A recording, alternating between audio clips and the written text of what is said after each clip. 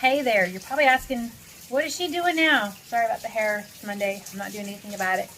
So I'm going to be making homemade spaghetti sauce with my tomatoes and zucchini and peppers and tomatoes and everything that I have. So I'm going to kind of show you the steps. So I'm going to flip this up. So this is my Instapot.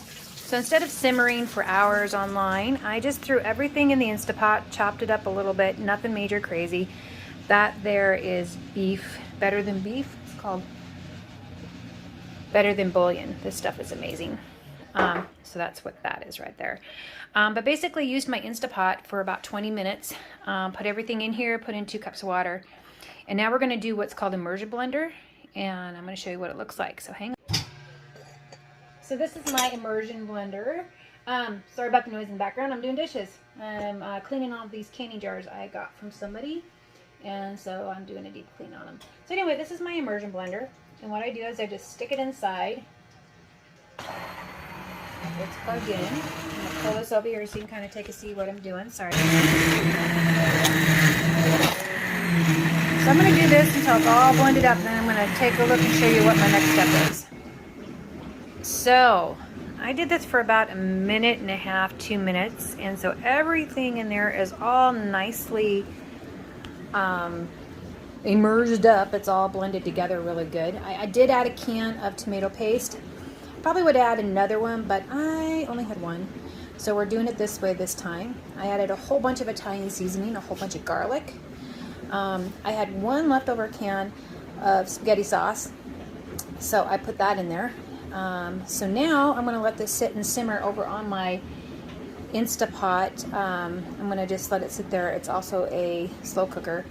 And let it slow cook for a while until my candy jars are done, and then we'll go from there. Okay, well we're back, and my jars are hot out of the dishwasher, so they're warm. And I'm going to tip you down here. You can see my spaghetti sauce. Does that work? It's my spaghetti sauce. It's been in the slow cooker on high for about the last hour or so. Oops, sorry guys. Not very good at this. So what I'm going to do is I'm going to fill my jars right here. And I'm going to fill them up to about 1 inch to the top. So I'll come back and I'll show you what that looks like afterwards, because I'm just going to ladle them. Pour it in there like that. Okay, so they're full. Oh my gosh, pretty cool. I have 2, 4, 6, 7 quart jars of spaghetti sauce. You can also use this for tomato-based soups, stews, or anything like that. It doesn't have to be spaghetti sauce. You can use it for pizza sauce if you want. It's not as thick for pizza sauce. But as you remember, I'm doing the rims with vinegar, and that's so that they seal pretty good. So now I'm going to put the lids on, and we'll go next.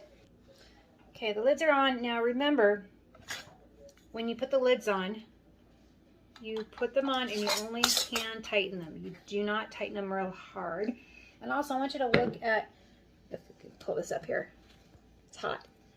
I only filled the jar to this line here. When you fill the jar to that line, that's about the inch that you need for the top of it. So hang on, let me put the rest of the lids on. Okay, awesome. All my lids are on.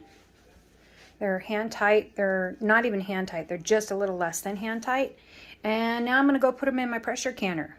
So a couple things with my pressure canner. Number one, the water is only up like lower in the thing. That's what builds the steam so that it can do its thing.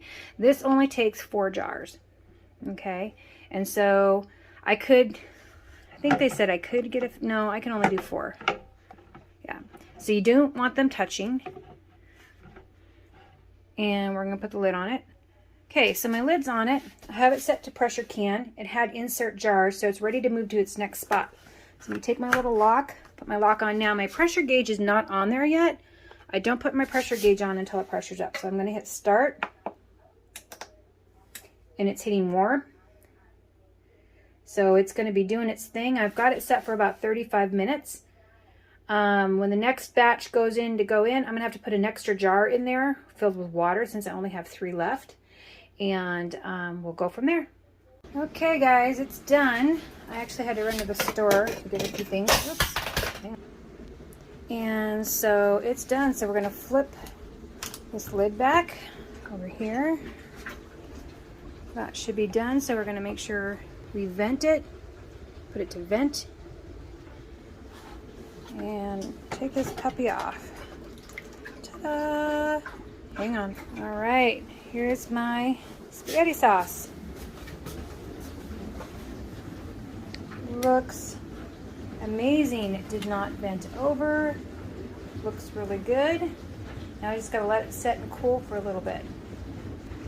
So I'm so excited. They're done. So now I just need to wait for them to seal. We'll hear it ping. Might have already pinged in there. But I'm gonna let them sit for 24 hours, and these puppies are gonna be good for 18 months by ball standards, but you can have them up there for a couple of years. They probably won't last that long.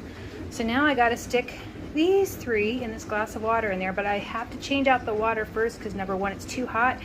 These have cooled down, and if I put those cans in that hot water right now, my cans would bust. They'd completely crack and I'd lose everything. So thanks for watching. You can do this on your own, especially with an electronic canner, and it's pretty awesome. Sorry about the hesitation there. My brain just went dead. Talk to you later.